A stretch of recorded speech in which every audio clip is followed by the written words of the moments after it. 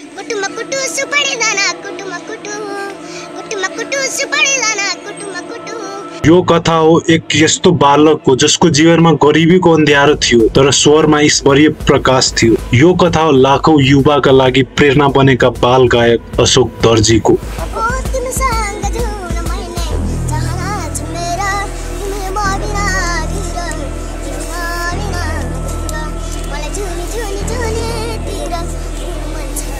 आज अशोक दर्जी यति फेमस कसरी भयो? सडकमा गीत गुनगुनाउने बच्चा आज एउटा नेपालका सिंगर बन्न कसरी पुगे? हामीले यस भिडियोमा अशोक दर्जीको जीवनशैलीलाई विस्तृत रूपमै बुझ्नेछौँ। Let's look into depth. सुरु गरौँ उहाँको बाल्यकालबाट। अशोक दर्जी नेपालको झापा जिल्लाको दमक क्षेत्रको एक अत्यन्तै निम्न आर्थिक परिवारमा जन्मिएका थिए। परिवारको दैनिक गुजारा चलाउनु धौधौ पर्ने अवस्था थियो। अब यसो गाउँ छिमेकमा यसो गीत गाउने गर्थ्यो हैन। त्यहाँदेखि गाउँदा गाउँदै यसो बजार जाने गऱ्यो फुर्सदको टाइममा। अनि कसैले गीत गाउन लगाए, पैसा दिने बानी भयो। अनि त्यही कारणले अब यसलाई गीतपट्टि नै रहन्छ। घरमा खानाका लागि एक अनजोही गर्न पनि सङ्घर्ष गर्नु पर्थ्यो। कक्षा 2 मा पढ्दा पढ्दै उनले विद्यालय छाड्नु पर्यो। उनको पेट पाल्ने एउटा उपाय थियो सडकमा गीत गाउनु। बेलडाङ्गी भुटानी शरणार्थी शिविर आसपासका सडकहरूमा उनी टुक्रिएका सपनाहरूलाई आवाज दिँदै हिँड्थे। बाटोमा हिँड्ने बटुवाहरूले दिएको पैसाले नै उनको जीवन, उनको परिवारको चुलो बल्थ्यो। तर भन्छ नि, नियतिको मोड कसैलाई थाहा हुँदैन। अब मैले खाजा खाइसके, अब म गीत गाउन बजार जान आँटेको। बजार जान्छु अनि कुनै ठुलो मान्छेले हान्छ गर्छन् अनि मलाई पैसा दिन्छन्। नियतिको खेल सन् 2018 मा सुरु भयो। सडकमा गीत गाएको उनको एउटा साधारण भिडियो सामाजिक सञ्जालमा अपलोड भयो र रातारात भाइरल भयो।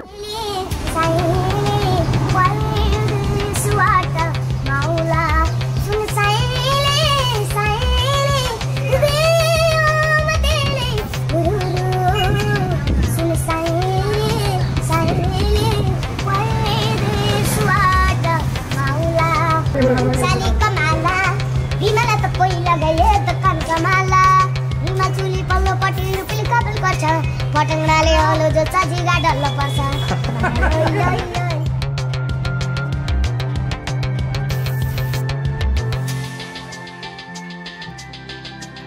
उनको स्वरमा रहेको मिठास, भावुकता र बालसुलभताले सबैलाई छोयो। यही भाइरल भिडियोले नेपालका चर्चित संगीतकार टङ्क बुढाथोकीको ध्यान खिच्यो। उहाँले अशोकको प्रतिभामा एक विशाल सम्भावना देख्नुभयो। टङ्क बुढाथोकीले आफ्नो एउटा अन्तर्वार्तामा भन्नुहुन्छ, अशोकलाई देख्ने बित्तिकै मलाई लाग्यो यो बच्चालाई भगवानले मेरो लागि पठाएको। मैले धेरै प्रोजेक्टमा काम गरेँ तर मलाई खासै कसैले चिन्नुहुन्न थियो। संवादले सबै पुरा नगर्ला, तर मैले गरेको कामहरू, मैले अशोकका लागि गरेका स्ट्रगलहरू र पर्दामा देखिने अरू घटनाक्रमहरू जुन हजुरहरूलाई थाहा छैन, हामीले के भएका छौँ र अशोकले के गरेका छन्, मैले कसरी सम्हालेको छु होला, सम्हाले होला। सँगै देख्नुहुन्छ यार अशोक बच्चा हुर्काउनु कस्तो हुन्छ हजुरहरूलाई पनि थाहा छ होला सायद, त्यो कुरा भन्नु पर्दैन। र केही अन्तिम डायलेक्ट अनुसारका केही छन् र मैले भोगिरहेका कुराहरू नै हुन्। अशोक मेरो लागि लकी चाम बनेर आयो। टङ्क बुढाथोकीले अशोकलाई दमकबाट काठमाडौँ ल्याएर आफ्नो संरक्षणमा राखे। उहाँले अशोकलाई संगीत क्षेत्रको औपचारिक सुरुवात मात्र गराउनु भएन, उहाँले अशोकको शिक्षालाई पनि उत्तिकै महत्त्व दिनुभयो। अशोकले कक्षा 8 हालैका जानकारी अनुसार 9 मा आफ्नो पढाइलाई निरन्तरता दिइरहेका छन्। टङ्क सरले उनलाई छोराकै दर्जामा हुर्काउँदा समाजबाट आएका टीका टिप्पणीको पनि सामना गर्नुभयो। अशोक दर्जीले एउटा इन्टरभ्यूमा भन्नुहुन्छ, टङ्क दादा मेरो लागि जिउँदो देउता हो। उहाँले मलाई सडकबाट ल्याएर यो स्थानमा पुर्याउनु भयो। मेरो बुवा आमाले भन्दा बढी माया र आशीर्वाद दिनुभएको छ। आज मलाई यो पर्दामा बिग स्क्रिनमा राख्नु भएको छ दादाले, किनभने म लगभग दाइसँगै छु। कतिले कुरा काट्थे अशोकलाई अब एउटा गीत रेकर्ड गरिसकेपछि बाटोमै छोड्छ भनेर कतिले उयो गर्थे, तर अहिलेसम्म हामी सँगै छौँ। हामी एउटै ठाउँमा बस्छौँ, एउटै ठाउँमा खान्छौँ। एआरलाई जस्तो गर्नुहुन्छ मलाई त्यस्तै नै गर्नुहुन्छ।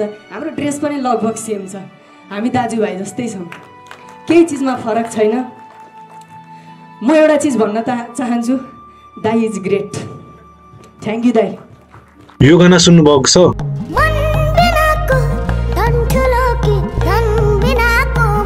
मन बिनाको धन। यो गानाको गायक को छ हजुरहरुलाई थाहा छ?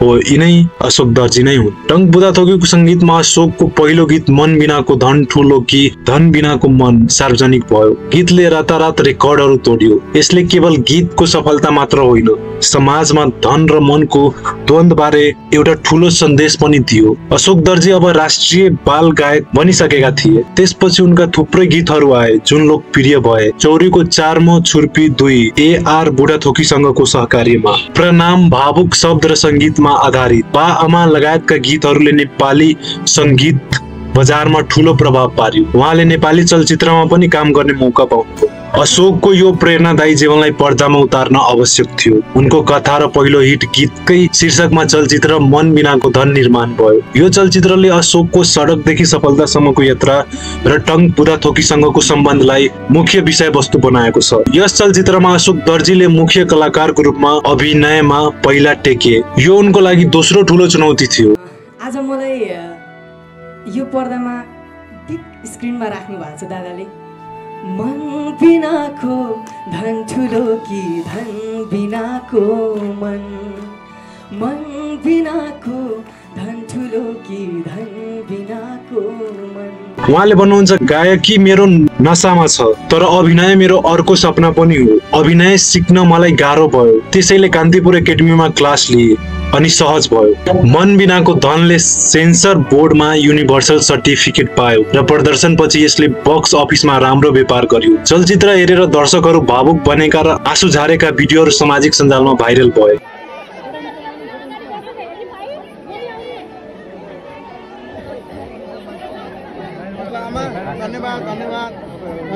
ल बिस्तारै बिस्तारै बाहिर